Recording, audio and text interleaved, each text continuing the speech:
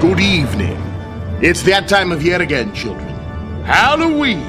I love Halloween. It is my favourite holiday of the year, mainly because of Halloween specials. All the channels I watched as a child truly made it into an event, like Disney Channel with Haunttober, Monstober, or Wiztober, very creative names, where they would show Halloween themed episodes of my favourite TV shows, or Disney Channel Halloween movies like Halloween Town trilogy. If anyone tries to point out the fourth movie, I will be ignoring you. It's a trilogy in my heart. They also have Spooky Buddies and Girls vs. Monsters, to name a few of the many movies they had for Halloween. Disney Channel was not the only kids network making Halloween content. We had Cartoon Network with iconic specials like Billy and Mandy, Jacked Up Halloween, Ed and Eddie, Boo Ha Ha, and Coding Kid Next Door, Operation Tricky, along with so many others. Nickelodeon brought us specials like Arnold's Halloween, Big Time Halloween, and Halloween Spectacular of Spooky Doom. The big three of my childhood always kept me well fed when it came to Halloween content in October. But sadly, Halloween is only one day, and these specials and movies only lasted a month. So what was little Kelby to do to get her fix for spooky all year round? That is when I discovered the world of Sabrina Spellman, aka Sabrina the Teenage Witch. The tales of Sabrina Spellman first started in the Archie comic, which is an American comic book publisher that has been around since 1939. They produce comics of all sorts of genres, such as romance, superheroes, and horror. Notable ones follow Archie and his friends Jughead, Betty, and Veronica. It is so popular that it later got turned into a TV show. People like to insult that show a lot, but one thing they can never say is that it was predictable. The character Sabrina Spellman first appeared in Archie's Madhouse, issue number 22, in 1962. She then appeared in the show Archie's Comedy Hour in 1969. Her character was so loved, they brought it back in Sabrina and the Groovy Ghoulies, or just the Groovy Ghoulies, which was about Sabrina joining a band of monsters that was so tremendously successful that she got her own comic called Sabrina the Teenage Witch. So from 1971 to 1983, Sabrina Spellman starred in her own comics. The first story in the very first issue is called Strange Love, where Sabrina was hanging out with another girl and they saw Harvey with a woman, and Sabrina got super jealous, then put a spell on Archie to make him fall in love with her to make Harvey jealous. But then Veronica showed up, mad at her boyfriend for falling over another girl. Then Sabrina fixes them and makes them fall in love with each other, and it turns out the girl she saw Harvey with was his cousin. She also appeared in the new Archie and Sabrina Hour, which featured parts from the Archie Comedy Hour and new segments starring Sabrina. The story of Sabrina follows her living with her aunts Hilda and Zelda, along with their cat Salem. Sabrina spent the first portion of her life thinking she was just a regular girl, but then eventually finds out she is a witch. So are both her aunts, as well as her father. The kicker, Salem the cat can talk because he used to be a warlock and he committed a multitude of crimes, such as, but not limited to, world domination, and was turned into a cat and placed with the Spellmans. Sabrina lived in the fictional town of Greendale, which was right next to Riverdale, so they had a lot of crossovers there. Sabrina the Teenage Witch comics mainly consist of her learning to use her powers whilst being a normal teenager, because she is only a half witch as her mother was mortal. 13 years after the initial run of Sabrina the Teenage Witch ended in 1983, a live-action supernatural sitcom of the same name started. It starred Melissa Joan Hart as its titular role. On September 27th, 1966, the first episode aired on ABC. The first episode starts with Sabrina floating in the air. Her aunts sneak in and they are elated by the sight, saying this is the first sign that her witch powers are coming through. Wait till Sabrina finds out what new doors this will open for her. Wait till she finds out you still get zits when you're 600 years old. Then they decide to let her continue to sleep because she starts a new school in the morning. She wakes up in the morning and her aunts gift her a cauldron. Very subtle, Hilda and Zelda. They then tell her she is a witch, but she does not believe them. My aunts try hard, but you have to admit, they're pretty weird. You have no idea. At school, she meets Jenny, who is a recurring character in season 1 of the show, and Harvey, who is a recurring character from season 1 to 4, and then season 6 to 7, also important in season 5. They all meet in biology class. In this lesson, they are dissecting frogs, and Sabrina accidentally brings it back to life, but labels it as a miracle. She gets bullied in the bathroom by Libby, who becomes her arch enemy until the end of season 3, when she gets sent to boarding school to never be seen again. Don't come in here again. From now on, you use the freak's bathroom. And then when Libby starts randomly drawing on her face, again, Sabrina thinks it's a freak coincidence and nothing to do with her wanting bad things to happen to Libby. She gets home and gets given an older book with a talking photo of her father, and she still does not believe them when they tell her she is a witch, until the cat starts talking to her. Did the cat just talk? Yes. And get this stupid hat off my head. Oh my god! And a book follows her to her room. Then she believes she's a witch. Sabrina's father informs her the real reason she got sent to live with her aunt and she can't live with her mother anymore is apparently if she sees her mother within the next 2 years, she gets turned into a ball of wax. This is a curse placed on all half-mortal, half-witch children on their 16th birthday to discourage mortal and witches marrying each other. Sabrina finally accepts she's a witch and tries to turn an orange into an apple and fails a lot. They have a lot of pineapples. Surprisingly, letting a teenager with no real control over her powers, who is already stressed about starting new school and just found out she cannot see her own mother for the next 2 years, does not go well. Libby pours a drink on Sabrina's head and this causes a strong emotion. Next thing they know, there's a small tornado in the cafeteria and she accidentally turns Libby into a pineapple. She takes Libby home to fix her and Hilda tries to dice her up. I just turned the most popular girl in school into a pineapple. Why? Because it's the only thing you taught me how to do. But Zelda just reverses the spell. Libby threatens to tell everyone Sabrina kidnapped her. Sabrina concludes the only way to fix this is turn back time. Hilda and Zelda tell her the only way to do that is to get permission from the Witch Council. To get to the Witch Council, she has to go through the closet, and then she gets there and they say, maybe we'll turn it back. The next day, they found out the request was denied, and turns out Hilda and one of the councilmen used to be engaged, and she goes there and beats him up along with his pet for saying no. Hilda! What are you doing here? Oh, get your hands off my mole!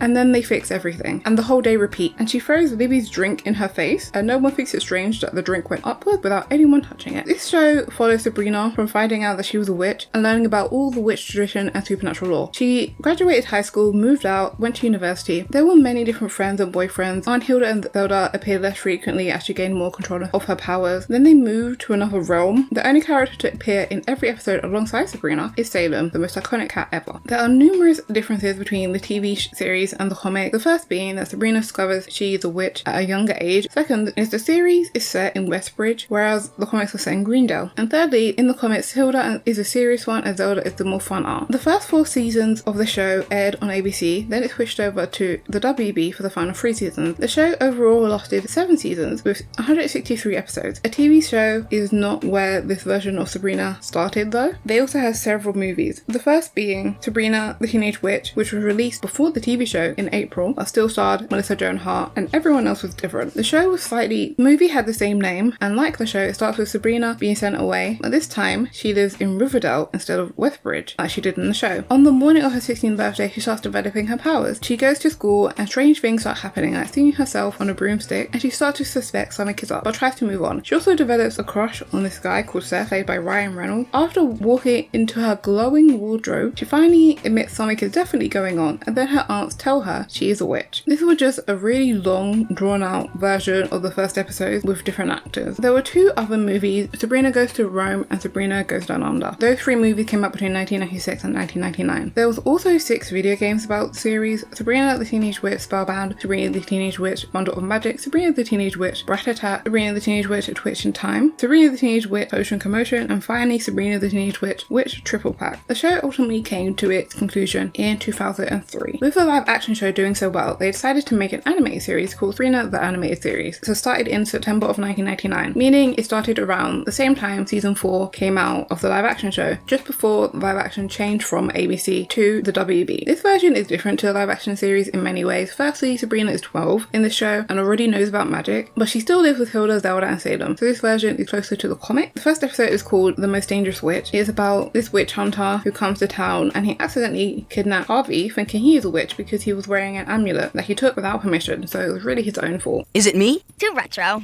Besides, it belongs to my dad, and he has a hands-off rule when it comes to his stuff. The reason the witch hunter, who's called the Witch Smeller, hates witches is that he's actually born from a witch, but he had no powers. He spent the rest of his life getting revenge on and hunting witches down. Sir, it has been hundreds of years. Get over it. Multiple times throughout this episode, it is stated that the Witch Smeller has a device that sucks up spells and corrupts them and turns them into something else. And for some reason, every witch in this episode tries to use magic on him and is shocked that it does not work. If it was just Sabrina, I would not care, but that much because she is a child. But Hilda and Zelda do it too. Tim has a spell scrambler. It jumbles up all our spells, making them useless. Tim is eventually defeated by Sabrina's uncle Quigley, who does not have any magic. Well, he does seem sorry. I am. You can show me the error of my ways. In eternity! Oh, and Harvey thinks he was on a prank show, so it was all okay. This series has quite a few differences to live action. One is Sabrina cannot really use spells properly due to her age, and she will not get her full control until she's 16. So if she wants to use a complex spell, she has to borrow magic from the spooky cookie jar, which borrows magic from Hilda and Zelda. Also, in this version, Sabrina's best friend Chloe knows she has magic, and they get to use it to get into some mischief. The biggest difference from the live action to the animated series is the addition of Uncle Quigley. Uncle Quigley is Sabrina's uncle on her mother's side, making making him magicless, but he's aware that the others have magic. You might have noticed that Hilda and Zelda look much younger than in the live action. Apparently, they were turned into teenagers by the Magic Council for using their magic frivolously. The majority of the episodes in this show showcase are about teaching Sabrina a moral message that she can't use magic to solve all her problems. Realistically, she could if she thought through her actions, but she never does. While watching the show, I noticed that Sabrina is voiced by Emily Hart, the younger sister of Melissa Joan Hart, the live action Sabrina. Salem is also voiced by the same person who voiced him in the original live action show. Whilst on the topic of interesting voice actors for this series, both Hilda and Zelda are voiced by Melissa Joan Hart. This series ended with 65 episodes and 1 season. Sabrina the animated series ended after 1 season, and both Emily Hart and Melissa Joan Hart left their roles for voice acting. 3 years later, as the live action series was coming to an end, they decided to release the film Sabrina Friends Forever. The movie was a continuation of the Sabrina the animated series. The film starts with Sabrina on her 13th birthday, and she is anxiously waiting to receive her wand. The wand is a magical tool that allows witches to focus their magic more easily. Sabrina is worried that because she is only a half witch that she won't get one, but she does, so she no longer needs to get from a cookie jar. It's a hologram. She can't see us. Show some respect. She receives the wand from Enchantra, who is the queen of all witches and head of the witch council in this world. Sabrina gets invited to attend the Witch Academy, which takes inspiration from the spelling school in the Sabrina comics. And tell that pile of fur to show some respect before I rip his tail off. The first 30 minutes of this film is just Sabrina being insecure that she's half witch. Then she meets Nicole, who is another half witch, and when the awful friends that Sabrina has made discover Nicole is a half witch, they start halving all her stuff and talking about how awful half witches are, while Sabrina does nothing to save Nicole. Sabrina's solution to this whole situation is, instead of standing up to the bullies, it would be easier to just alter their DNA. They decide to travel to the witch realm to ask the trio of wizards to help make them full witches. You look like a nice girl, loving, caring, and friendly.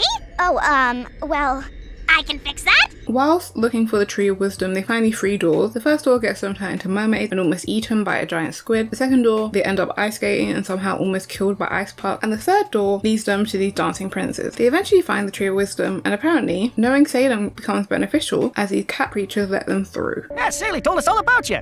How you wait on him hand and foot, obey his every command. The tree turns Sabrina into a full witch, and she's ecstatic, but the tree does this by making Nicole fully human, and then she turns into stone because mortals cannot be in the witch realm. Sabrina returns to the school to get an amulet to fix Nicole, but gets immediately sidetracked and starts fighting the bullies. She gets the amulet eventually. She gets back and Nicole is gone. Surprisingly, just leaving this girl unattended would go wrong, as someone took her. How shocking. She discovers Nicole was taken by Enchantra to Enchantra's castle, and they sneak in and find Nicole, but the amulet doesn't work. Distraught, Sabrina decides to turn herself into stone to make them equal. Very dramatic. But Enchantra saves her and then turns them both back into half witches. Then they fast forward to graduation, and Sabrina is given an award for being a great witch and reveals to everyone she is a half witch, and she gives half of the award to Nicole. This movie ends with her graduating. In the next series, she is still in both mortal and witch school, so this ending makes no sense. The next series we have is Sabrina's Secret Life, which is a continuation of the animated series and the film we just spoke about. It starts a year later than the movie Friends Forever, which is an ironic name for that movie considering we never see Nicole from it ever again. She is not the only character from the movie and the animated series that we never see again. Sabrina's best friend Chloe, who was a mortal that knew about the witching world, just disappeared. Apparently she moved away. Also gone is her arch enemy in the animated series that I didn't mention before called Gemstone, who got sent to boarding school like her arch enemy in the original live action. Also, her Uncle Quigley is gone. They never mention that man again, even though he was a prominent character in the series. Sabrina is now 14 and in high school, and as I mentioned before, Sabrina attends both human and witch schools, but she does so with Cassandra, the mean girl from the movie. They're the only two in this class, even though Tiffany, who was in witch school, goes to this human school too. Also, some of the teachers teach at both schools. Somehow Sabrina has gotten worse with age and is really irresponsible. In one episode, she becomes addicted going to the dream realm and dream walking, and she lets Harvey down multiple times in this episode, scams others into paying for her dreaming addiction. You don't have the credits, so I'm gonna get a lousy grade.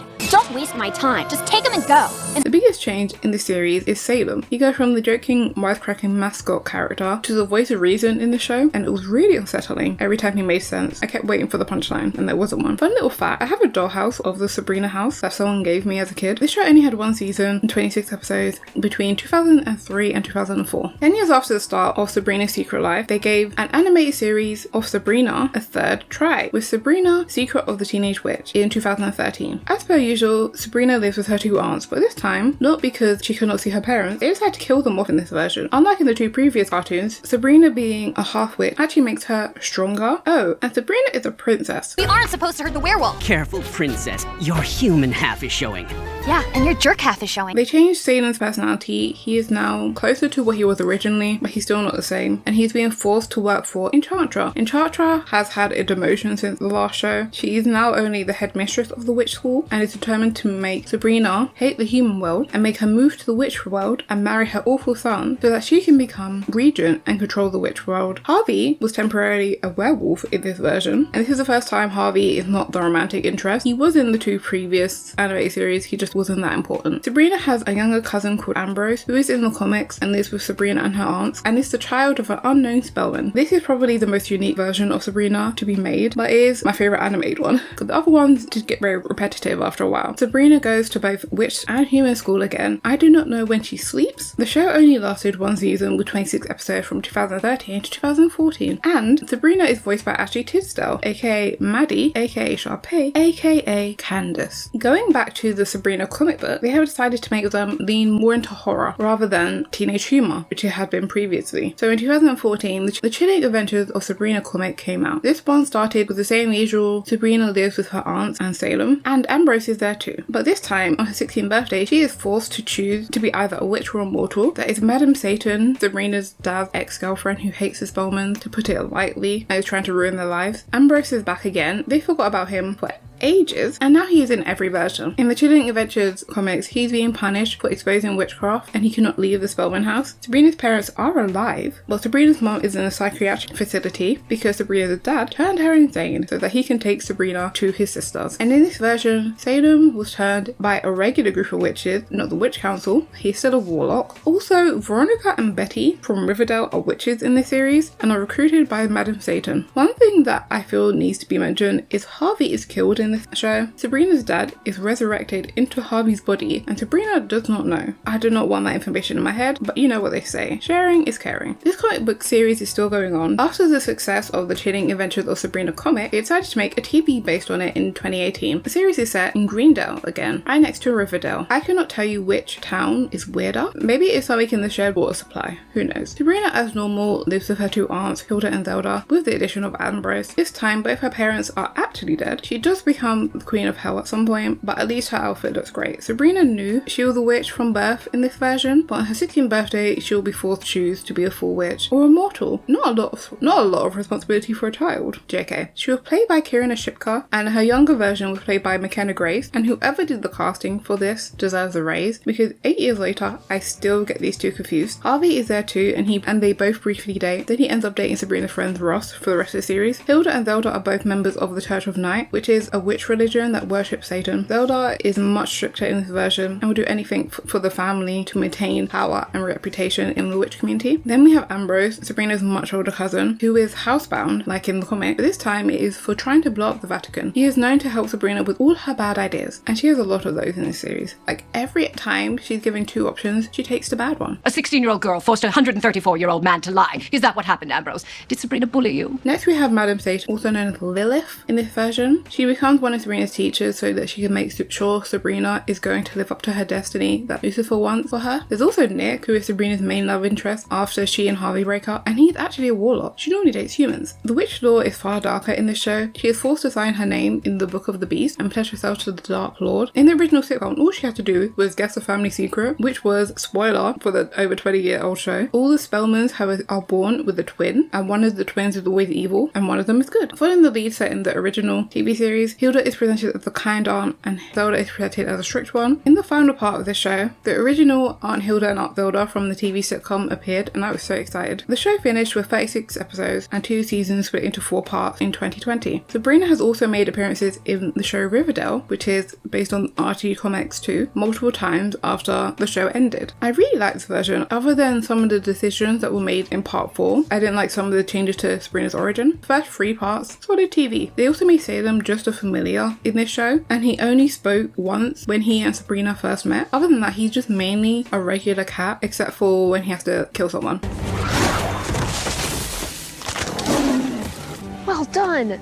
Good boy. Sabrina the Teenage Witch has come a long way in 60 years, starting off as a teen humour comic about the wacky situations Sabrina puts herself in due to magic. Then she transitioned into the half-witch who just wanted to be like everyone else. Then she became the Queen of Hell for a bit. She has lived a very varied life. What is consistent through all these versions is Sabrina trying to juggle being a mortal and being a witch. In some versions she does a better job than others. I do think Salem had the biggest downgrade from being a powerful warlock who tried to rule the world, who was turned into a cat as punishment. He even had his own comic series, and now he is barely in the show, and his role in the family is replaced by Ambrose in the Chilling Adventures of Sabrina show. Sabrina's parents keep being killed off and then brought back and then killed off again. In the original show, they were just divorced. Overall, I love the world of Sabrina the Teenage Witch. With the comic still going, the possibility of another live action show or an animated series is always an option, and I will be seated to see if they kill off her parents yet again. That will be all. Tell me your favourite memories from Sabrina franchise. Goodbye.